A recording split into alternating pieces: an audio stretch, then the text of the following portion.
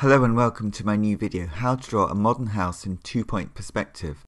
First draw a horizontal line and then a vertical line. Next add a cross at each end of the horizontal line. These two crosses will be the two vanishing points in two-point perspective. Now mark a point towards the top of the vertical line and draw two diagonal lines going to each vanishing point. And now make a mark towards the bottom of the vertical line, and again two diagonal lines going one to the left vanishing point and one to the right vanishing point. Next we could draw another diagonal towards the top, and that will be the thickness of the roof on the right, and then a vertical line about here, and that will be the edge of the building on the far right. I'll just darken these two lines up a little bit so that I can see the lines that are going to be most important, and then maybe just extend that line to get to the baseline. And then on the left hand side, again the thickness of this modernist building will go all the way to the left vanishing point. Then I make a mark here, which might not be the end of the building, but maybe some architectural detail of it. And then along here, I'll find the inside of the building. It's going to have an inside sort of porch-like area. And so the diagonal will go to the left vanishing point, the verticals will stay upright, and then the baseline of this shape here will also go to the left vanishing point, because that's its general direction. And then along here, for the base of the building, from the right vanishing point, I can read this line across at the bottom and at the top to find a wall, like an interior wall, and then maybe just put a little thickness at the end of the building here, so the wall's got a thickness to it. And then find a place where this wall can stop. It doesn't need to stop on the original vertical line. I can make it go a little bit to the left, which might make a better composition. Composition is just where something is in relation to other things in a picture. Again, reading across from the left vanishing point and finding how this wall, if it went to the left, would become a more cube-like shape. And then this bit here, I'm going to make that into like a sort of buttress thing. And so that needs a vertical upright, and then it will go towards the right vanishing point at the top and at the bottom. And then it will need another side to it on the left hand side, which would be about here, and I just draw a vertical straight line, straightish line coming down there, and then I want it to sort of funnel away to the left hand vanishing point, and again just reading it across to that vanishing point, and in that way you don't really need to think. You can just see that if lines go towards the left and they're basically a cube-like shape of the building, they will end up at the vanishing point on the left. And if lines go away towards the right of the cube-like building, they will all end up on the vanishing point on the right. So I just again make this line a little bit darker so that I can see which lines are important. Now this sort of structural shape that I'm putting on the left, I'm going to put another one of these sort of beams on the left. And again, working out where the top of this beam would go to the right. The uprights would stay upright. The bottom of the beam would also go to the right hand side of it would go to the right. So I would sort of visually read that across, and quite often, like I'm doing at the moment, I move the pencil all the way to the vanishing point, and that will give me a good indication, like it is here on the left, as to where they go. And because it's nearer the vanishing point, it will be smaller than the column at the foreground of the picture. So I have two columns here, and then this wall on the left hand side needs to continue at the base, but also sort of logically it needs to continue up here, this line here, and then the roof would extend along there. And I'll just darken this line here. So we've got the basics of the building already. Maybe I'll put a column here, so that's like an ellipse or a circle on its side. Then I'll draw a vertical line coming straight down on the right hand side, and then for its thickness just coming straight down the left hand side too. And then work out where the sort of little ellipse will be at the base. I tend to draw the back and front of the ellipse at the same time, but I only obviously need the front of the ellipse, the front of the sort of squash circle shape. Now behind on this wall here, I'm just finding another sort of shape to put down, and it follows the same rules that we did before. So the lines will go towards the right hand side. Now in the foreground here, I'm going to put a swimming pool. So the top line here will go towards the left vanishing point. But then as the swimming pool comes towards us, those lines would need to sort of funnel away to the right vanishing point, the little dot on the right. Now these dots can be placed anywhere you want, but once they're in, they've got to stay where they are. So using the original vanishing point that I did, I extend this line across so the swimming pool can come right towards us. Now the swimming pool needs a little thickness to it, so I'll just make a vertical line there. And again, reading from the left vanishing point, I find a thickness of the, well, not really the pool, but the side of the pool, and then below this line it could be some water or something like that. I'll figure that out later on.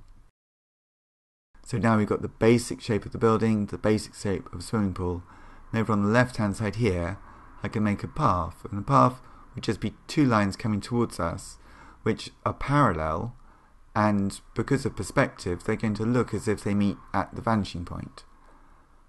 And then maybe on the left here I'll draw a wall or something like that. Maybe that would be a bit too solid, but again these two lines aren't going to be parallel, they're going to sort of be going towards the right vanishing point.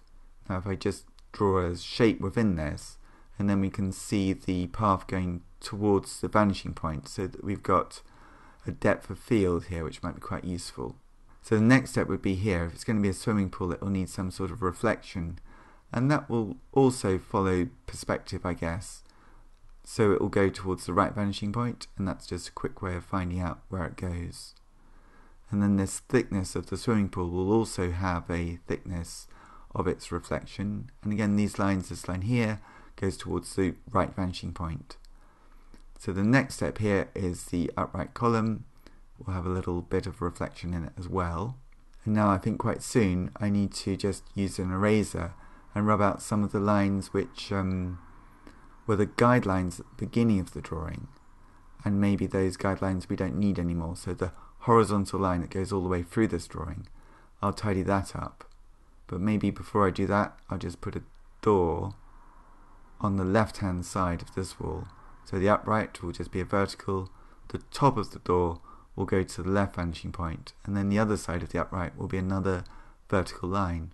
So I think it's time to use an eraser and rub out some of the lines that I no longer need. I'm using a 4B pencil and some watercolour paper on this, because I think I might add some watercolour to it, but you could colour it in any way you want. Now on the right hand side here, if I draw a diagonal at the top and the bottom of the sort of height of a tree, and just draw a tree here, maybe I'll make them a little bit higher. So I'll put another diagonal there, and then the next tree will go behind the tree in the foreground, and then the tree after that will also be somewhat obscured by the tree in front of it. So it's a series of trees, and each one is sort of behind the tree in front. So there's only one tree that we can see fully, and even that is behind the building. So this overlapping effect, and the fact that the top and bottom of the trees go away in perspective, will make a sense of distance. Then I think on the right hand side I'll put a path which will just go to the vanishing point, but if I do a right angle in the path, as it goes around the right angle, the two lines will also go towards the left vanishing point. So this path, two of its lines go towards the right vanishing point, and then when it changes direction, the other two edges of it go towards the left vanishing point. Now this sort of wall here, I don't really think that works. It sort of confuses the building, so I'm just going to extend the building at the back here, and maybe speed up the video now because basically most of the lines are in. So if I put another sort of avenue of trees here, and I can read them across from the trees on the right so that they're roughly the same size, and this will be a more sort of obscure angle for these trees, so they really will be overlapping quite a lot. Just erase the horizontal line and replace it with darker lines. And then if I have the sun on the left hand side and have long shadows of everything, that would be quite useful if I put some watercolour or some tone on this. So sort of reading things like the column or the trees, which will be thin angled shadows, and then I could put an angle of the shadow on the building on the side here, which would be quite useful. Then these shadows on the left will sort of overlap, and the building will have a shadow, I guess, on the trees as well. So I'm sort of mapping it out now, maybe put a door or a structure here, mapping it out so that I can add some tone. So to do that, I've decided I'm going to use watercolour, and first of all what I'm going to do is paint the sky just with some water so that the paper is wet, and then I'll get an old watercolour tin and mix up a blue, and with the paper still wet, if I put the blue on it, it's going to run in, or bleed it's called in watercolour, bleed across, and it will sort of fade through. And if I just continue to do that, as you can see in the speeded up bit of the drawing, that it will sort of blend through to some extent, so it will be darkest at the top and then lighter as it comes towards the base horizontal line, which is obscured by the trees and the building anyway. Then once that's dry, it will look like that, and then I can do something similar with swimming pool here. So it's a bit thicker here, and as my paint runs out, it will sort of blend to a bit thinner, which will be useful to create some sort of depth in the swimming pool. And then on the side of the building, I just use a sort of light mid-tone to create some sense of shadow. Now with watercolour, it's quite a good idea if you mix up enough of a shadow sort of colour. But if you mix up enough of it before you start, and then you don't need to sort of rediscover the colour that you've chosen. And now by making the dark sides of the building darker, it will make the white of the paper seem brighter because it's contrasting to something which is tonally darker next to it. So in a picture, if you want to have a higher contrast, you can't just keep things light, you have to create some areas which are dark as well. And then with the trees, some localized colour to the trees. And then on the paths, I just make those a sort of mid-tone brownish sort of colour. And then maybe now that's dry, I might just add a little bit more tone to the side of the swimming pool here. That would have a tone on it because it would be in shadow. And then next I could just use a pencil, 4B pencil again, and just put across the lines of the path just to create a stronger sense of perspective. So these lines will get closer together as they get further away towards the horizon. I hope you enjoy this video, and I hope most of all that you find it useful for your own drawing. Thank you very much for watching, and I hope you subscribe to my YouTube channel, Circle Line Art School, where you'll find over 170 different how to draw videos and a new video every week. Thank you very much for watching, and see you next time. Bye bye.